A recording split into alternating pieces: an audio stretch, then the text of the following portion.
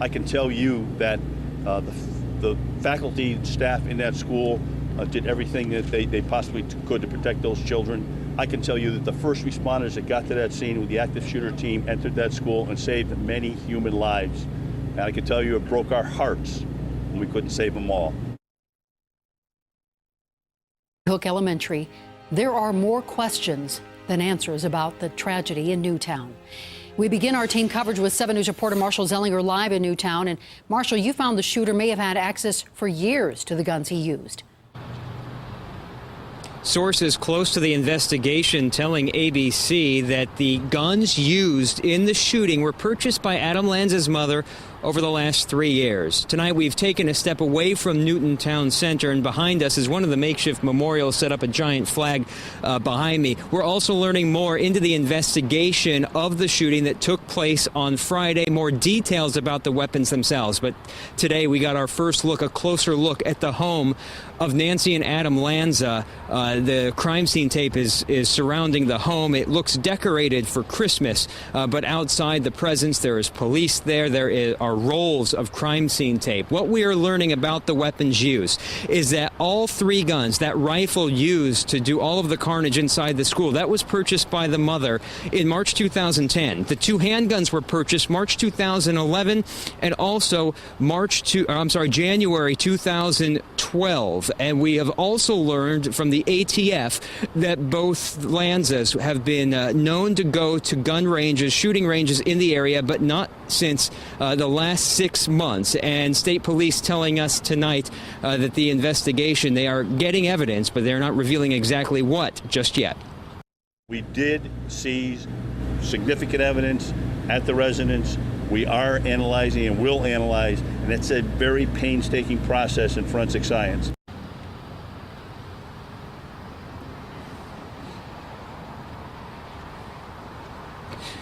They've not revealed, but we can confirm tonight that some of the evidence taken out of the home, computers and electronics, and one of the devices, a hard drive that was disabled. It was actually in pieces, either hit with a hammer or a screwdriver. And tonight, investigators don't know what, if anything, they'll be able to get out of that, or what role that may play in the entire investigation. Tonight at 10, we're taking a deeper look into those shooting ranges and where the shooting practice may have been and what role that plays in this investigation. We're live in Newtown, Connecticut. Marshall Zellinger, 7 News.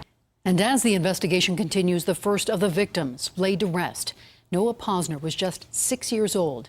Friends and family say he liked to figure out how things worked.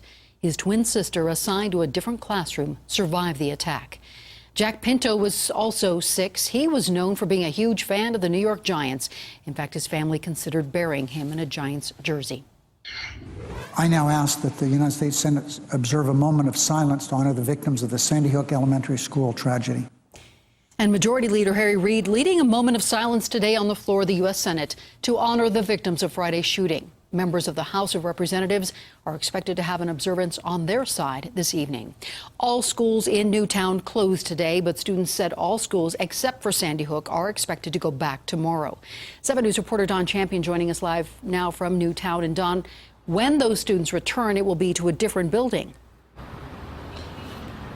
And probably for the foreseeable future, because investigators say that Sandy Hook Elementary School building will probably be considered a crime scene for at least the next few months. The neighboring town of Monroe now offering up a former middle school to be used in the meantime. The building is about 5 or 10 minutes or so from Newtown. Today, fire marshals, contractors, and officials were there trying to get the building ready. 2 children who live across the street even made a sign showing support for the students of Sandy Hook. The father of the girls who made the sign said it's proof that the entire community is really rallying behind survivors and victims of the tragedy. They went to Home Depot in Trumbull, which is right on the Monroe line, and told them what they were doing. They gave them all the material free. So they came here and made it. They duct taped, cut the canvas, and they duct taped the letters onto it and put it all together and stapled it on my fence. Old Sandy Hook building. Crews were actually moving some of the furniture from the old Sandy Hook building to that new building earlier today. We are told it could be ready in a matter of days. And get this, the contractors who are actually getting that school ready for the school children are actually donating their work hours to the effort there. And in the meantime, teachers here did hold a meeting today with counselors to learn about ways of dealing with this tragedy and coping with it, and in ways that they can help students here cope with it as well. We're live in Newtown, Connecticut. Again, Don Champion, 7 News.